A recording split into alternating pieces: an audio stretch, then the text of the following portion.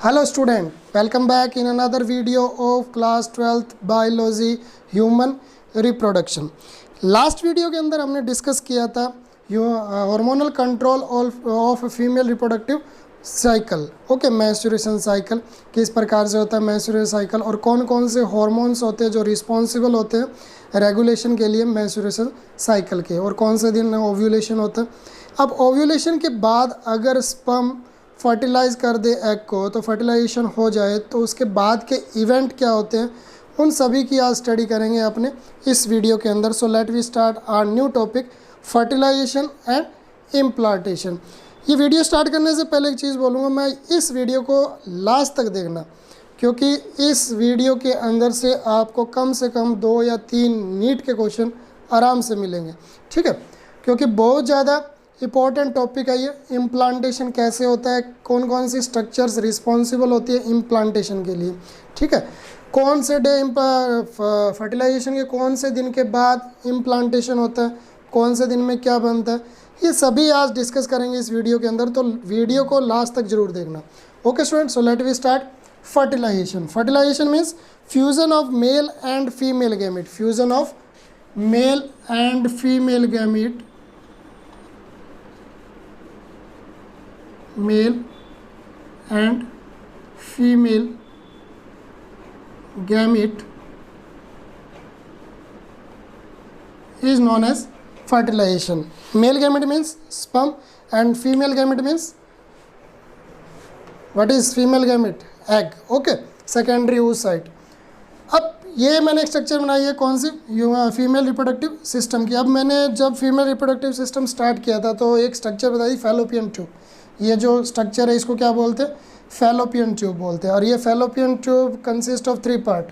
कौन कौन से होते हैं, isthmus, ampulla and infundibulum, isthmus, ampulla and infundibulum. तो फर्टिलाइजेशन कहाँ होता है, ampulla region of fallopian tube, और फैलोपियन ट्यूब को और क्या बोलते हैं, ओविडक्ट बोलते हैं। ठीक है, अब फर्टिलाइजेशन हो कैसे रहा है, जब स्पर्म आ जाता है, जब ड्यूरिंग कॉपुलेशन के टाइम वेजाइना के अंदर स्पर्म आते हैं, तो ये कहाँ पहुँच जाते हैं, फैलोपियन ट्यूब में पहुँच जाते हैं। और फैलोपियन ट्यूब के एम्पुला रीजन में पहुँचने के बाद ये किसको फर्टिलाइज़ करते हैं, एग को फर्टिलाइज़ करते हैं। तो पहले अपने स्ट्रक्चर देखते हैं। ओव्यूलेशन होने के बाद, ओव्यूलेशन कब होता है, 14th day of menstruation cycle, 13 और 14 डे ऑफ मेंस्ट्रुएशन साइकिल। इस टाइम क्या होता है, जो ग्रेफियन फॉलिकल होता है वो क्या हो जाता है, रैप्चर हो जाता है। और ग्रेफियन फॉलिकल रैप्चर होने के बाद क्या होता है, सेकेंडरी oocyte उससे बाहर निकल आता है, फूट जाता है। फूटने से क्या होता है, सेकेंडरी oocyte बाहर निकल आता है। ठीक है, और जो बचा हुआ ग्रेफियन फॉलिकल है वो किस में चेंज हो जाता है, कॉर्पस ल्यूटियम में चेंज हो जाता है। अब कॉर्पस ल्यूटियम को अपना डिस्कशन करेंगे, जब इम्प्लांटेशन होगा तो वहाँ कॉर्पस ल्यूटियम वर्क करता है। ड्यूरिंग प्रेगनेंसी के अंदर ये जो कॉर्पस ल्यूटियम होता है इसका बहुत बड़ा रोल होता है। ठीक है, वो हम वहाँ पे डिस्कस करेंगे क्या वर्क होता है कॉर्पस ल्यूटियम का। ठीक है, तो यहाँ क्या हुआ, ग्रेफियन फॉलिकल रैप्चर हुआ, रैप्चर होने के बाद फूट गया, फूटने के बाद क्या हुआ, सेकेंडरी oocytes क्या हुए, बाहर निकल आए। बाहर मतलब ये फैलोपियन ट्यूब में आ गया। अब फैलोपियन ट्यूब में अगर स्पर्म है वहाँ पे ड्यूरिंग ओव्यूलेशन, ओव्यूलेशन के टाइम क्या होता है, ये 72 आवर तक रहता है सेकेंडरी oocyte फैलोपियन ट्यूब के अंदर। उसके बाद ये क्या होता है, डिजनरेट हो जाता है। अगर ड्यूरिंग 72 आवर्स अगर कोई स्पर्म है अंदर, अगर फैलोपियन ट्यूब के अंदर कॉपुलेशन हुआ है उस टाइम, ठीक है, इंटरकोर्स हुआ है, तो उस टाइम क्या होगा, स्पर्म क्या करेंगे, इसको फर्टिलाइज करेंगे। अगर हम स्ट्रक्चर देखें सेकेंडरी oocyte की, तो सेकेंडरी oocyte में एक आउटर मोस्ट लेयर होती है जिसको बोलते हैं जोना पेल्यूसिडा। ठीक है, ग्लाइकोप्रोटीनियस एक लेयर होती है जिसको बोलते हैं जोना पेल्यूसिडा। ठीक है, जोना पेल्यूसिडा के बाहर एक और लेयर होती है जिसको बोलते हैं कोरोना रेडिएटा, कोरोना रेडिएटा। अब स्पर्म्स क्या होते हैं, इनके पास लाइटिक एंजाइम्स होते हैं, एंटी फर्टिलाइजिंग एंजाइम्स होते हैं, हाइलुरो यूरेनिडेज एंजाइम्स होते हैं, जो क्या करते हैं, लाइसिस करते हैं इस कोरोना रेडिएटा को, यानी कि पिनिट्रेट करते हैं किसके अंदर जाने के लिए, एग के अंदर जाने के लिए, सेकेंडरी oocyte के अंदर जाने के लिए क्या करते हैं, एंजाइम्स यूज़ करते हैं। ओवम के पास खुद का एंजाइम होता है फर्टिलाइजिन, और स्पर्म के पास कौन सा एंजाइम होता है, एंटी फर्टिलाइजिन। तो एंटी फर्टिलाइजिन और फर्टिलाइजिन रिएक्शन के थ्रू क्या होता है, फर्टिलाइजेशन होता है। स्पर्म न्यूक्लियस जो होता है वो एंटर कर जाता है किसके अंदर, एग सेल के अंदर, एग के अंदर एंट्री कर गया। ठीक है, उसको बोलते हैं मैच्योर एग। जब फर्टिलाइजेशन हो जाता है उसके बाद जो एग बनता है उसको बोलते हैं मैच्योर एग, और या उसको बोल सकते हैं जाइगोट और फर्टिलाइज्ड एग बोल सकते हैं। ठीक है, अब यहाँ क्या हो रहा है, फर्टिलाइजिन और एंटी फर्टिलाइजिन और हाइलुरो यूरेनिडेज एंजाइम कहाँ है, जो एक्रोसोम मैंने बताया था, स्पर्म का जो एक्रोसोम होता है उसके पास लाइटिक एंजाइम्स होते हैं, ठीक है। तो एक्रोसोम का वर्क यहाँ तक हुआ था, वो खत्म हो गया। अब न्यूक्लियस एंटर कर गया, और जो स्ट्रक्चर फर्स्ट डे बन रही है फर्टिलाइजेशन के थ्रू उसको बोलते हैं जाइगोट, ठीक है। After fertilization the structure is known as zygote. तो ये फर्स्ट डे हो रहा है, ठीक है। अब ये जाइगोट क्या करता है, क्लीवेज से गुजरता है, यानी कि डिवीज़न होता रहता है, क्लीवेज से गुजरता है। डिवीज़न का मतलब पूरा जाइगोट डिवाइड नहीं होता, जाइगोट के अंदर जो न्यूक्लियस है वो डिवाइड हो रहे हैं, ठीक है। 2n न्यूक्लियस बन गया, जो डिप्लॉइड स्ट्रक्चर होगी। अब ये डिप्लॉइड स्ट्रक्चर आगे पट रही है, सेल पट रही है, ठीक है। वहाँ 2 cell 4 cell and 8 cell structure बन रही है, 2 सेल 4 सेल 8 सेल स्ट्रक्चर बन रही है। ये ड्यूरिंग 2 to 3 डेज जो होते हैं उसके अंदर ये प्रोसेस हो रहा है, यानी दूसरे और तीसरे दिन के अंदर क्लीवेज की प्रोसेस चल रही है, ठीक है, क्लीवेज हो रहा है। अभी 8 सेल जब किस में चेंज होती है, 16 सेल के अंदर चेंज होती है, ये मास ऑफ 16 सेल, ये मास ऑफ 16 सेल बन जाता है। तो उस स्ट्रक्चर को क्या बोलते हैं, मोरूला बोलते हैं। उस स्ट्रक्चर को क्या बोलते हैं, मोरूला। 16 सेल स्ट्रक्चर होती है। ये कौन से दिन बनता है, डे 4। इंपॉर्टेंट क्वेश्चन है नीट का। Morula formation on which day of the match after fertilisation, 4th day, यानी 4th डे को क्या होता है, ये मोरूला बन जाता है, ठीक है। अब मोरूला के अंदर फिर डिवीजन होता है, मोरूला फिर डिवाइड होता रहता और 16 सेल स्ट्रक्चर बनती है, 32 प्लस सेल स्ट्रक्चर बनती है, जिसको हम क्या बोलेंगे, ब्लास्टोसिस्ट बोलेंगे, ठीक है। मैमल्स में इसको ब्लास्टोसिस्ट बोलते हैं, लेकिन जो इनवर्टिब्रेट्स या जो दूसरे एनिमल्स हैं उनके अंदर इसको ब्लास्टूला बोलते हैं, ठीक है। मैमल्स के अंदर इसका नाम है ब्लास्टोसिस्ट। 32 प्लस सेल्स बनती है, और ये कौन से दिन बनती है, डे 5 को, ठीक है। डे 5 को कौन सी स्ट्रक्चर बन गई, ब्लास्टोसिस्ट बन गई। अब इस ब्लास्टोसिस्ट की स्ट्रक्चर को अगर अपने ऑब्जर्व करें तो इसके बाहर की ओर एक लेयर अभी तक भी है, उसको क्या बोल रहे हैं, जोना पेल्यूसिडा, ठीक है। ग्लाइकोप्रोटीनियस लेयर होती है जो जोना पेल्यूसिडा होती है, ठीक है। अब 7th डे को क्या होता है, इम्प्लांटेशन होता है। 7th डे को इम्प्लांटेशन होता है, यानी कि 4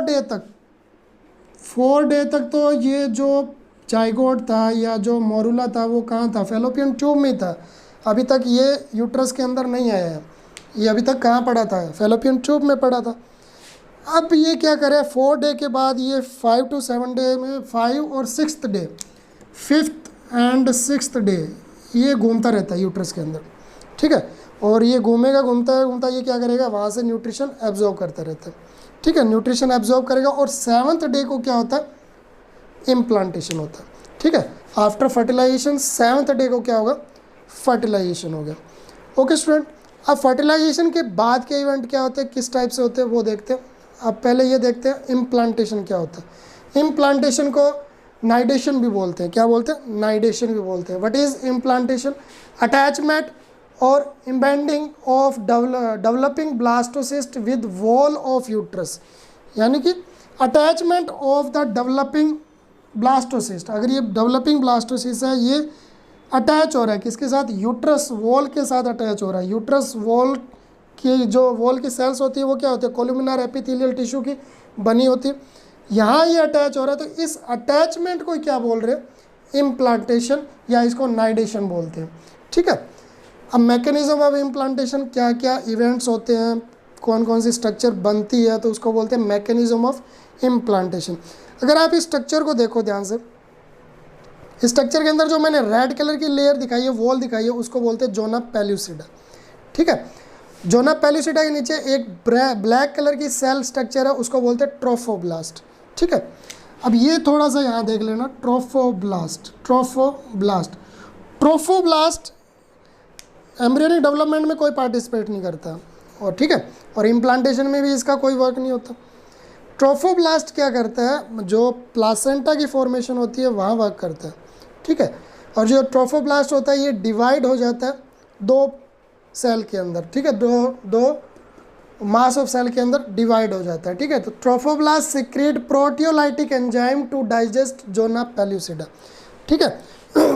अब ये ट्रोफोब्लास्ट कौन सा एंजाइम यूज़ कर रहा है, किसको डाइजेस्ट करने के लिए, इस जोना पेल्यूसिडा को। अगर जोना पेल्यूसिडा अगर पहले से ही डाइजेस्ट हो जाए, अगर फेलोपियन ट्यूब के अंदर ही, तो उसको क्या बोलते हैं, ट्यूबुलर इम्प्लांटेशन बोलते हैं। कई बार क्या होता है, यहाँ पे अगर जाइगोट पड़ा है, ठीक है, ये जो आपने बनाया था ब्लास्टोसिस्ट यहाँ तक बन गया था, ठीक है, यहाँ तक। अगर ये ट्यूब्यूल्स की वॉल के साथ अगर अटैच हो जाए और जोना पेल्लुसिडा वहाँ लाइसिस हो जाए, उसका डाइजेशन हो जाए और यहीं पे अगर ये जुड़ जाए तो इसको बोलते हैं ट्यूबुलर इम्प्लांटेशन, और ये बहुत ज़्यादा डेंजरस होता है, ठीक है। लेकिन क्योंकि प्लांटेशन सही तरीके से देखें तो कहाँ होगा, यूट्रस के अंदर ही होता है, ठीक है। तो जोना पेल्लुसिडा साइट डिसाइड करता है भी कहाँ पर जाकर इसको अटैच होना है, ठीक है। तो जोना पेल्लुसिडा 7th डे तक बना रहना बहुत ज़्यादा ज़रूरी होता है। अगर 7th डे से पहले ही अगर जोना पेल्लुसिडा लाइसिस और लाइटिक हो जाए तो वो क्या होगा, ट्यूबुलर इम्प्लांटेशन होता है, और वो बहुत ज़्यादा लेडीज़ के लिए हार्मफुल होता है, और कई बार लेडीज़ की डेथ भी हो जाती है इसके अंदर, ठीक है। अब ये जोना पेल्लुसिडा को कौन कर रहा है डाइजेस्ट, ट्रोफोब्लास्ट से सिक्रीट एंजाइम है प्रोटियोलाइटिक एंजाइम। तो ये जो प्रोसेस हो रहा है, जब ट्रोफोब्लास्ट सिक्रीट कर रहा है कौन से एंजाइम को, प्रोटियोलाइटिक एंजाइम को, और ये प्रोटियोलाइटिक एंजाइम जब जोना पेल्लुसिडा को लाइसिस कर देते हैं या इसको डाइजेस्ट कर देते हैं तो इस मैकेनिज्म को क्या बोलते हैं, hatching of blastocyst. Hatching of blastocyst ये भी बहुत ज़्यादा इंपॉर्टेंट है। What is hatching of blastocyst, NEET examination में ये क्वेश्चन पूछा भी हुआ है, हैचिंग ऑफ ब्लास्टोसिस्ट, ठीक है। तो जोना पेल्लुसिडा क्या हुई, यहाँ पे डिजनरेट होगी, ये जोना पेल्लुसिडा निकल गई, अब में इम्प्लांटेशन मैकेनिज्म स्टार्ट होती है।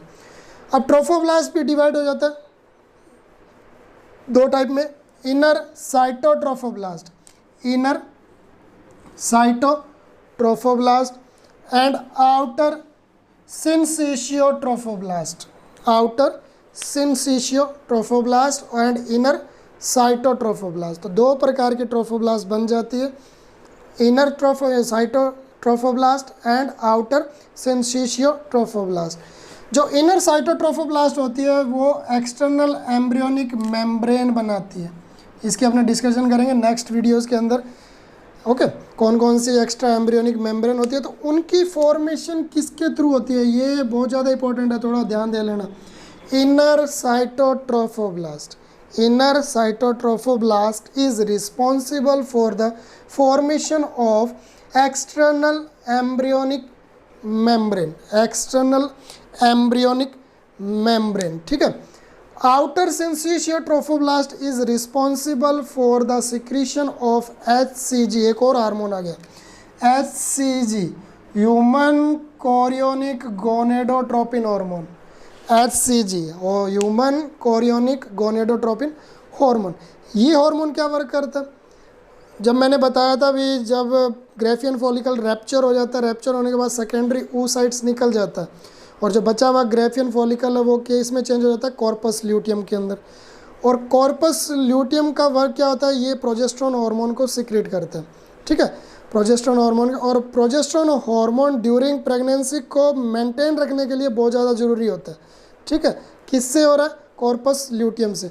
तो इस कॉर्पस ल्यूटियम का उस टाइम रेगुलेशन कौन कर रहा है, human chorionic gonadotropin hormone corpus luteum को रेगुलेट कर रहा है या स्टिमुलेट कर रहा है, किस हार्मोन के सिक्रेशन के लिए, प्रोजेस्टेरोन हार्मोन के सिक्रेशन के लिए, ठीक है।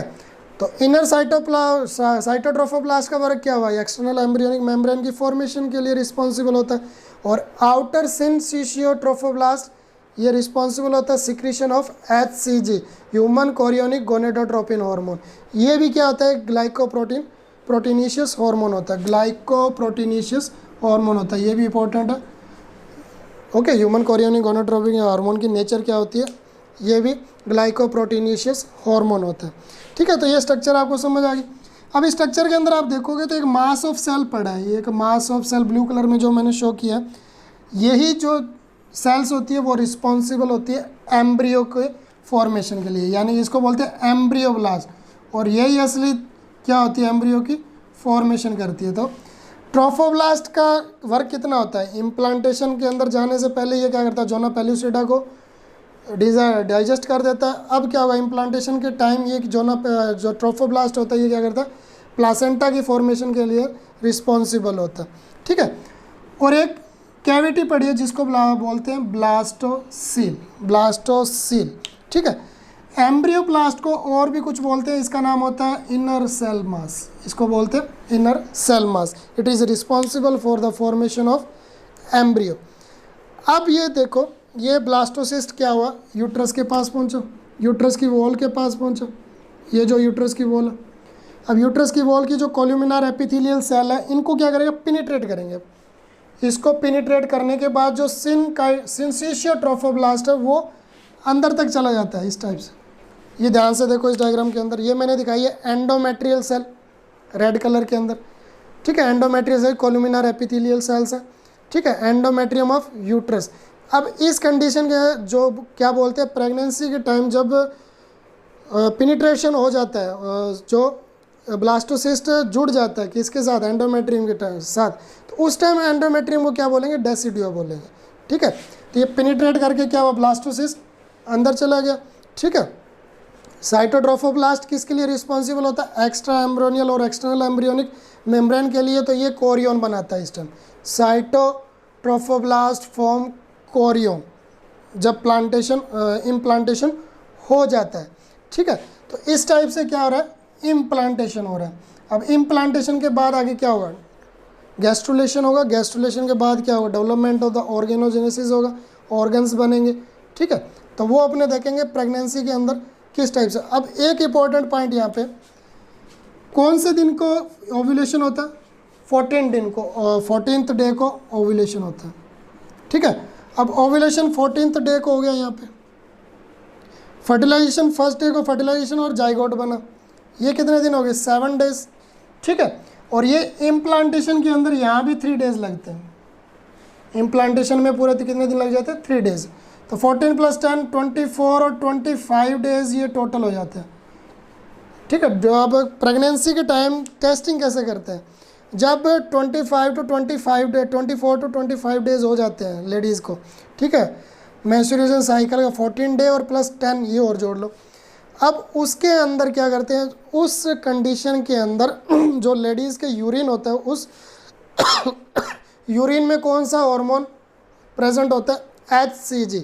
अगर ये HCG प्रेजेंट है तो ये टेस्टिंग क्या होती है, पॉजिटिव होती है, यानी कि लेडीज़ क्या होती है, प्रेग्नेंट है इस टाइम, ठीक है। 25 डेज़ के बाद ये HCG ब्लड के अंदर आ जाता है, ब्लड के अंदर मतलब ये प्रेजेंट होता है। अगर इसकी प्रेजेंस हो ब्लड के अंदर तो मतलब रिपोर्ट क्या आती है, पॉजिटिव आती है, मतलब लेडीज़ क्या प्रेग्नेंट है। अगर नहीं है तो ये नेगेटिव है, मतलब प्रेग्नेंट नहीं है। और जो प्रेगनेंसी टेस्ट किया जाता है उसको क्या बोलते हैं, ग्रेविडेक्स टेस्ट। क्या बोलते हैं, ग्रेविडेक्स टेस्ट बोलते हैं, ग्रेविडेक्स टेस्ट, ठीक है।